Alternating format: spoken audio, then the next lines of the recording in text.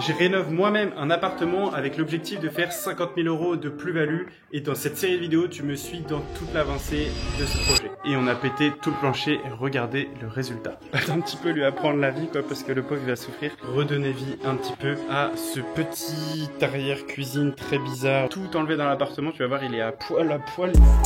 No one checked on me when I needed.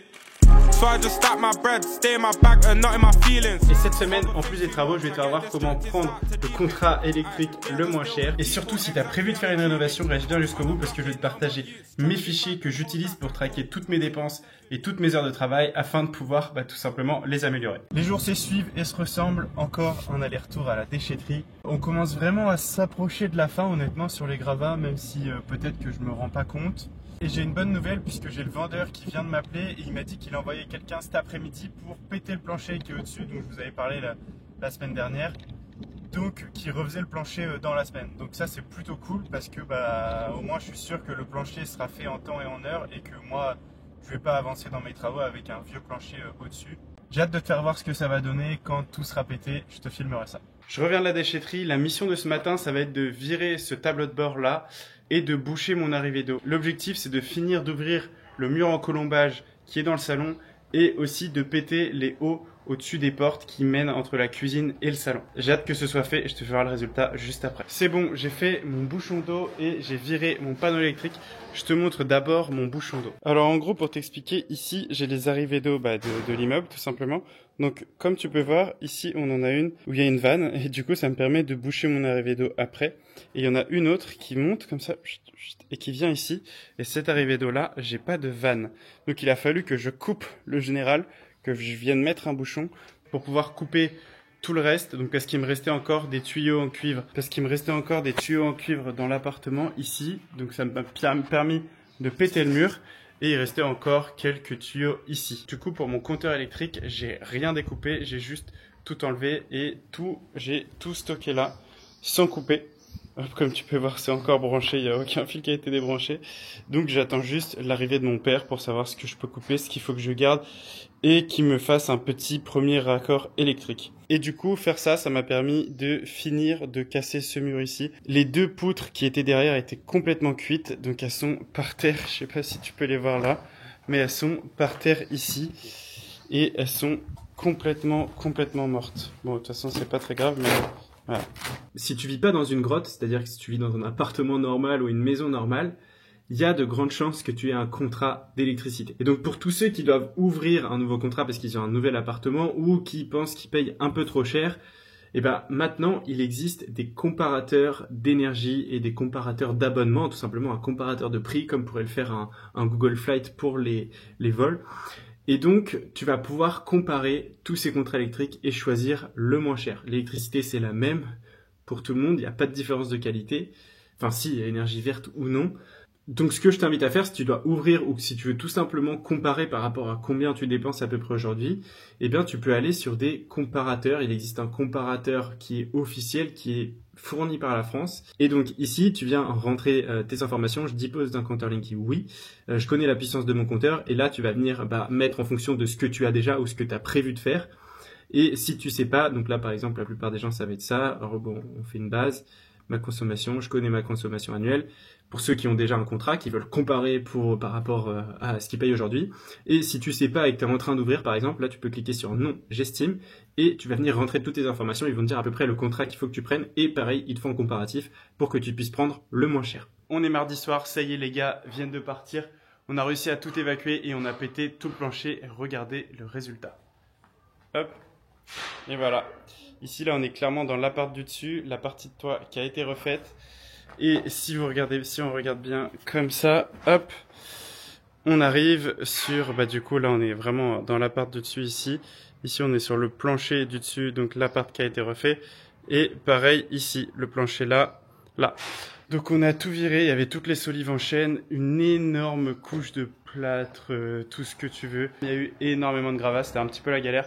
Et honnêtement, je pense que c'était quasi indispensable d'enlever ce plancher parce que la couche de réagréage était tellement énorme que un de plus ça aurait pu un petit peu faire la différence et faire un petit peu que le plancher quasiment s'écroule quoi. Donc je pense que c'est une très bonne chose de faite. Et ça m'a permis de réussir à ouvrir la salle de bain. Là on voit le mur de colombage que je suis en train de virer.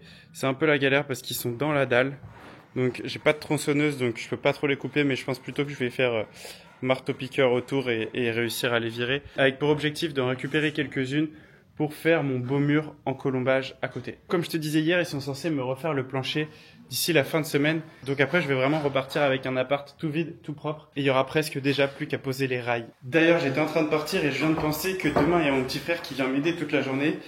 Donc ça ferait carrément plaisir, déjà de partager une journée avec lui, puis en plus de lui apprendre, d'un petit peu lui apprendre la vie, quoi, parce que le pauvre il va souffrir, il va mettre des gravats dans un sac. Enfin bon bref, je te mettrai un plan. Et puis je sais que c'est un de mes plus grands fans et qui regarde toutes mes vidéos, donc je lui fais un bisou et je lui dis merci encore.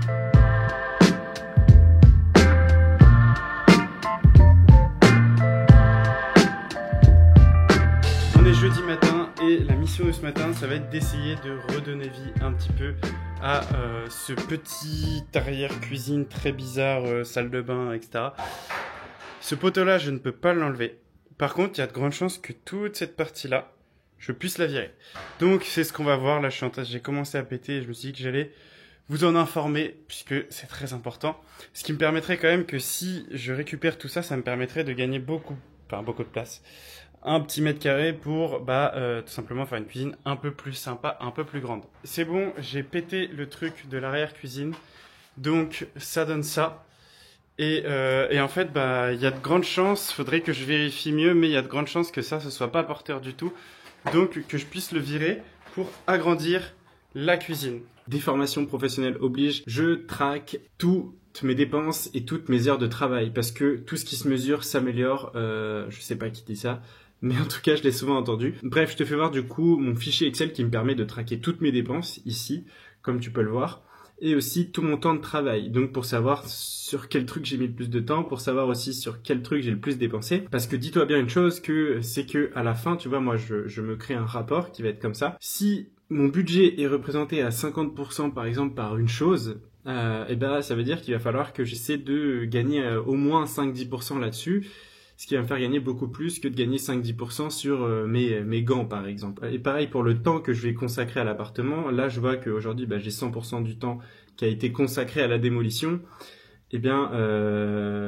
Pareil, si je sais que la démolition prend la moitié du temps de la rénovation, la fois d'après j'essaierai de trouver un truc où il n'y a pas trop de démolition à faire. Vous voyez ce que je veux dire? Mais ça me permet de quantifier un petit peu les efforts qu'il y a à fournir et l'argent qu'il y a à fournir pour rénover des trucs. Ça y est, on est vendredi, dernier jour de la semaine, demain c'est repos. Dimanche il y a mon père qui vient m'aider toute la journée, donc ça c'est trop cool, il va me permettre de faire l'électricité, etc. Donc la mission du jour c'était premier aller-retour à la déchetterie là ce matin, ce que je viens de faire pour aller vider tous les gravats que j'ai fait en cassant le mur hier et que j'avais rempli déjà la remorque. Et là je vais aller à Brico Dépôt parce que j'ai plus de masque, plus de gants et c'est important de se protéger les gars. Donc masque et gants quand on fait les travaux. Et je vais aussi en profiter pour acheter un disque métal parce qu'il est complètement mort le mien. Et un disque mais pour poncer aussi. Comme ça je vais poncer un peu mes poutres en chaîne pour voir le résultat. Et cet après-midi ce qu'il va falloir que je fasse aussi c'est ouvrir mon contrat d'électricité. Puisque je veux que quand mon père vienne, il puisse derrière mon compteur Linky m'installer en tout cas une petite prise pour pouvoir brancher des machines ou une rallonge pour pouvoir utiliser un marteau-piqueur par exemple.